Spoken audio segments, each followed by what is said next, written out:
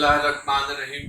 आज हम जो है चैप्टर नंबर 1 क्लास 10 का स्टार्ट करेंगे। उसमें हम जो है वो क्वाड्रेटिक इक्वेशन को डिस्कस करेंगे। चैप्टर 1 में हम एक्सरसाइज 1.1 जो है वो उसको डिस्कस करेंगे, लेकिन उससे पहले हमने कुछ डेफिनेशंस को क्लियर करना है।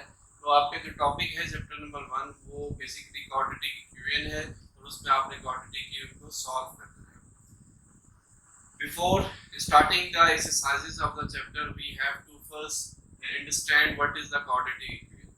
So quadratic equation की जो definition है वो आपके बुक में भी लिखी हुई है। वो definition मैं read कर लेता हूँ, लेकिन उसके बाद मैं थोड़ी example के साथ भी आपको explain कर दूँगा कि quadratic equation क्या होती है। Definition आपके बुक में लिखी हुई है start में, an equation, you know that equation which contains the sign of equality, जो भी ऐसी algebraic expression जिसमें equal का साइन आए उसे हम इक्वेशन बोलते हैं। which contain the scale, scale का मतलब क्या है?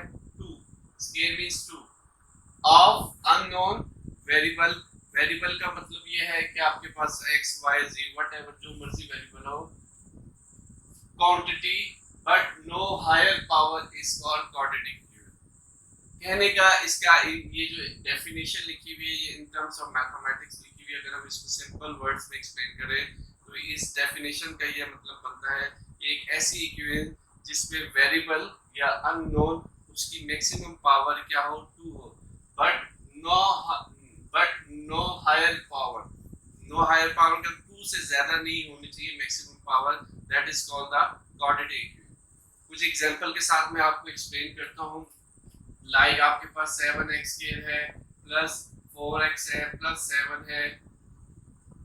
we will call this is a quadratic equation because अब सबसे पहले आप इस इक्वेशन के अंदर देखिए वेरिएबल कौन सा है, यानी दैट मींस अननोन कौन सा। तो इस केस में जो वेरिएबल है वो आपके पास x है और x के ऊपर यहाँ पे जो पावर है ये x है, इसके ऊपर ये पावर लिखी हुई है 2, यहाँ पे भी x है लेकिन इसके ऊपर पावर नहीं मेंशन है, दैट विल बी कंसीडर्ड 1। और ये तो आपका ऑलरेडी कांस्टेंट टर्म है, तो कांस्टेंट टर्म की पावर नहीं होती, हमने वेरिएबल की पावर देखनी है। तो ये एक ऐसी इक्वेशन है जिसमें वेरिएबल की पावर 2 है, we will call that is a quadratic equation। Similarly अगर मैं ऐसे एक इक्वेशन लिख लूं 6x square plus 7 equal to 0, we will again say that is a quadratic equation। Why? Because यहाँ पे भी अगर आप देखें तो एक ही वेरिएबल यूज हो रहा है, वो आपके पास ये वेरिएबल है और इसकी अगर हम पावर चेक करें तो दैट इज 2। ये कांस्टेंट है तो इसके साथ वेरिएबल नहीं लिखा हुआ, तो यहाँ पे we will ignore that part। तो यहाँ पे भी आपके पास ये maximum power of variable is 2, we will call that is a quadratic equation। so quadratic equation ये आपके पास एक quadratic equation है जिसमें वेरिएबल की पावर 2 होती है। सेकंड जो इसमें समझने वाली बात है वो यहाँ पे ये है कि हमारे पास एक स्टैंडर्ड फॉर्म या आप ये कह सकते हैं कि एक जनरल फॉर्म होती है क्वाड्रेटिक इक्वेशन। अभी आप ये देख रहे हैं यहाँ पे क्वाड्रेटिक इक्वेशन की यानी वेरिएबल x के साथ पावर 2 थी और यहाँ पे नंबर 7 लिखा हुआ था, यहाँ पे पावर 2 है यहाँ पे लेकिन 6 लिखा हुआ था, यहाँ पे पावर x है यहाँ पे 4 लिखा हुआ है, यहाँ पे 7 है यहाँ पे 7 है। इसका मतलब है वेरिएबल्स की पावर तो वैसी रहेंगी लेकिन वेरिएबल्स की जो वैल्यूज हैं दैट इज कॉल्ड, ये आपको पता होना चाहिए, इस चीज को हम कोफिशिएंट बोलते हैं। ये जो वेरिएबल के साथ जो चीज भी कांस्टेंट नंबर मल्टीप्लाई हो रहा है दैट इज कॉल्ड कोफिशिएंट। ये आपके पास कोफिशिएंट है, ठीक है, दैट इज योर कोफिशिएंट। ये आपके पास पावर है और ये जिसको हम वेरिएबल बोल रहे हैं दैट इज कॉल्ड बेस। यहाँ पे मैं दोबारा लिख देता हूँ, यहाँ पे 7x पावर 2 ये आपके पास दैट इज कॉल्ड कोफिशिएंट। याद रखें जब भी ये कहीं पे भी आप पढ़ रहे हो ये हमेशा कोफिशिएंट ही रहेगा, दैट इज पावर, या आप इसको एक्सपोनेंट भी बोल सकते हैं, और ये चीज आपके पास बेस होती है। तो इसका मतलब है वेरिएबल के साथ जो भी चीज मल्टीप्लाई होती है that is known as your coefficient. So यहाँ पे हमारे पास जो क्वाड्रेटिक इक्वेशन है उसकी एक स्टैंडर्ड फॉर्म है, तो हम उसकी स्टैंडर्ड फॉर्म को डिस्कस कर लेते हैं। दैट इज लाइक यहाँ पे मैं लिखता हूँ there is a standard form of quadratic equation which is ax square plus bx plus c equal to 0। this is called the standard form of the quadratic equation, right? This is standard form of standard form of, ये मैं Q E ई लिखता हूँ, that is stand for quadratic equation. अगर हम इसको थोड़ा सा study कर ले तो ये वाकई ही क्वाड्रेटिक इक्वेशन है, बिकॉज यहाँ पे वेरिएबल की पावर 2 है। और ये देखिए ये डिसेंडिंग ऑर्डर में लिखा हुआ है, पहले पावर 2 है, फिर पावर 1 है, और फिर यहाँ पे वेरिएबल इन्वॉल्व नहीं है, तो यहाँ पे पावर वेरिएबल की 0 है, यानी यहाँ पे सिर्फ कांस्टेंट टर्म है। तो एक तो ये हो गया स्टैंडर्ड फॉर्म होगी।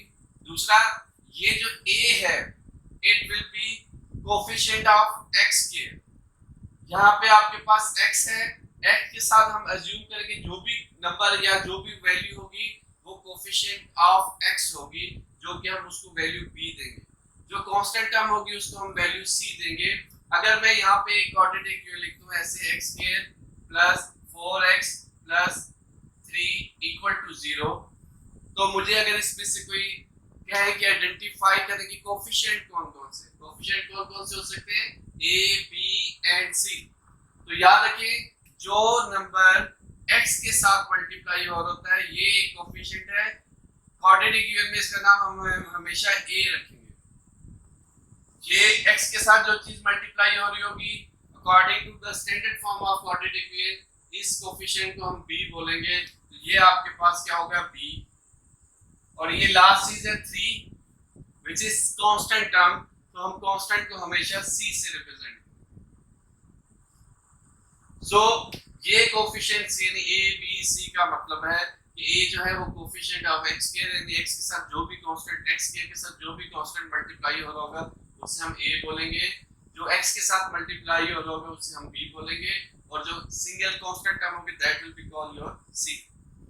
अच्छा, एक और करने की और भी बात है कि आपके पास अगर ये वाला पार्ट मूव हो जाए और सिर्फ यही लिखा जाए, यानी जिसको हमने क्या बोला है 4x प्लस 3 इक्वल टू 0, क्या ये क्वाड्रेटिक इक्वेशन है? नहीं। व्हाई? बिकॉज इसमें जो वेरिएबल है वो x है और उसकी वैल्यू कितनी है 1 है, और ये एक क्वाड्रेटिक इक्वेशन नहीं है बिकॉज वेरिएबल की मैक्सिमम पावर क्वाड्रेटिक इक्वेशन की डेफिनेशन के अकॉर्डिंग 2 होनी चाहिए। ये 1 है तो that is not a quadratic equation, right. So अगर आप बुक में देखें तो उसके डेफिनेशन के साथ थोड़ा सा ये भी लिखा हुआ है कि ये वाला फैक्टर, ये जो फैक्टर है ये 0 नहीं हो सकता, यानी a की value not equal to 0। Why? अगर हम a को 0 पुट कर देंगे, अगर मैं यहीं पे देखें, अगर मैं इसको a को 0 पुट कर दूं, बाकी मैं इक्वेशन वैसे ही रहने दूं और पुट a इक्वल टू 0, तो 0 multiply by x square plus bx plus c equal to 0। तो जब ये 0 के साथ कोई भी चीज मल्टीप्लाई होती है 0 बन जाएगा plus bx plus c equal to 0। तो अब आपके पास क्या इक्वेशन बन गई bx प्लस c। तो इस इक्वेशन के अंदर मैक्सिमम पावर जो है वेरिएबल की 1 है, तो ये क्वाड्रेटिक इक्वेशन खत्म हो जाएगी। तो इसी वजह से उसने लिखा हुआ है कि जो फैक्टर है यानी ax स्क्वायर वाला ये 0 नहीं हो सकता। ये बेशक 0 हो जाए, ये 0 हो जाए, doesn't matter, but x square वाली पावर 0 नहीं होनी चाहिए, वो वाली टर्म 0 नहीं होनी चाहिए, क्योंकि वो खत्म हो जाएगी तो वो क्वाड्रेटिक इक्वेशन ही खत्म हो जाएगी, राइट। सो एंड उसी डेफिनेशन के साथ उसने ये भी लिखा हुआ है, ये ऑब्जेक्टिव के लिए इंपॉर्टेंट है, सिर्फ ये मैं इसलिए बता रहा हूँ, ये a जो नंबर है, b नंबर है और जो c नंबर है, a b c are real number, ये रियल नंबर हो सकते हैं, यानी ये 1 भी हो सकता है, a की वैल्यू 2 भी हो सकती है, -3 भी हो सकती है, -7 भी हो सकती है, अंडर रूट में भी हो सकती है, तो they are the real numbers. So ये बेसिक डेफिनेशन थी क्वाड्रेटिक इक्वेशन की जो मैंने आपको एक्सप्लेन की है। इसके साथ मैंने दो कंडीशंस ऐड कर दी हैं कि क्वाड्रेटिक इक्वेशन के साथ ये दो वैल्यूज फिट होती हैं। स्टैंडर्ड फॉर्म यही है, लेकिन कंडीशन ये है कि a की वैल्यू 0 नहीं होनी चाहिए। सेकंड, जो a b c है they belongs to the real numbers.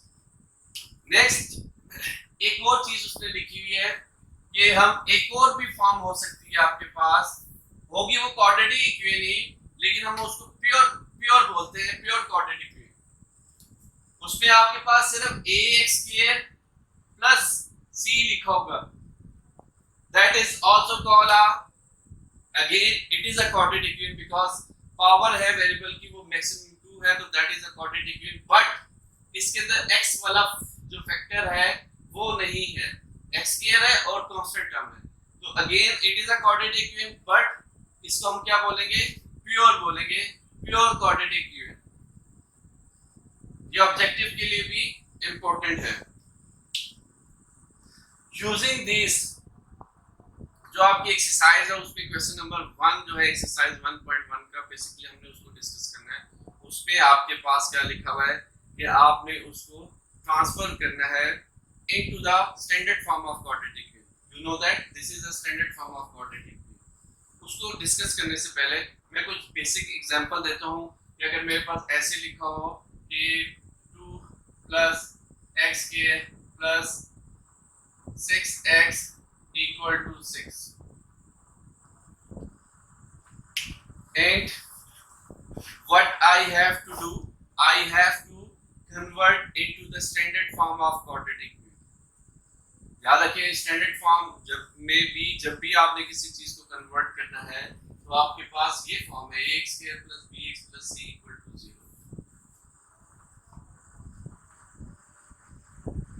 तो इसको कन्वर्ट करने के लिए अभी ये उस फॉर्म में नहीं लिखा हुआ, पहले x की टर्म होनी चाहिए, फिर x की और फिर c की टर्म होनी चाहिए, और दूसरी साइड पे राइट साइड पे इक्वल टू 0 होना चाहिए। अभी आप देखिए राइट साइड पे इक्वल टू 0 नहीं लिखा हुआ, 6 लिखा हुआ। दूसरा ये है कि ये चीज इसके साथ ये 2 जो है इन दोनों टर्म्स के साथ मल्टीप्लाई हो रहा है, जबकि इसमें ये अलग-अलग टर्म्स लिखे हैं। तो हमने एक तो ये काम करना है कि इस 6 को इधर मूव करना है और दूसरा इस 2 को इन दोनों टर्म के साथ मल्टीप्लाई करना है ताकि ये एक्सप्रेशन एक्सपैंड हो जाए। सो मैं इसको मल्टीप्लाई करता हूं, ये 2 जब इसके साथ मल्टीप्लाई होगा 2x स्क्वायर, ये वाला 2 जब इसके साथ मल्टीप्लाई होगा तो 6 जब 2 के साथ मल्टीप्लाई होगा 12x equal to 6। Next I will move this 6 on the left side. जब भी आप किसी नंबर को लेफ्ट साइड पे शिफ्ट करते हैं और वो वहां पे प्लस माइनस हो रहा हो तो इस साइड पे उसका क्या साइन चेंज होता है, तो यहाँ पे प्लस है, इधर आके ये माइनस हो जाएगा इक्वल टू 0। तो अब अगर आप इसको इसके साथ कंपेयर करें तो ये बिल्कुल इसी फॉर्म में लिखा हुआ है कि 2x square that is ax square, फिर 12x व्हिच इज bx, और फिर कांस्टेंट टर्म लिखी होनी चाहिए व्हिच इज c। तो कांस्टेंट टर्म आपके पास c है। अगर मैं इसमें हाईलाइट करूं तो ये नंबर जो है वो a है, a की वैल्यू 2 है, ये वैल्यू जो है वो b है जिसकी वैल्यू 12 है, और ये वैल्यू आपकी c है जिसकी वैल्यू -6 है, क्योंकि c के साथ प्लस था लेकिन इस केस में यहाँ पे c के साथ माइनस है, तो हम फिर 6 इक्वल टू -6 लिखेंगे, c इज इक्वल टू -6। तो जो आपका एक्सरसाइज है वो एक्सरसाइज 1.1, उसमें जो क्वेश्चन नंबर 1 है उसमें हमने इसी तरह के डिफरेंट फॉर्म में दिया हुआ है, उसको हमने in the form of quadratic equation करनी है। उसको कन्वर्ट करने के लिए बेसिकली कहीं पे आपको मल्टीप्लाई करना पड़ेगा और कहीं पे आपको एलसीएम्स लेके उसको सॉल्व करना पड़ेगा। वो मैं आपको नेक्स्ट वीडियो में एक्सप्लेन करूंगा। Thank you.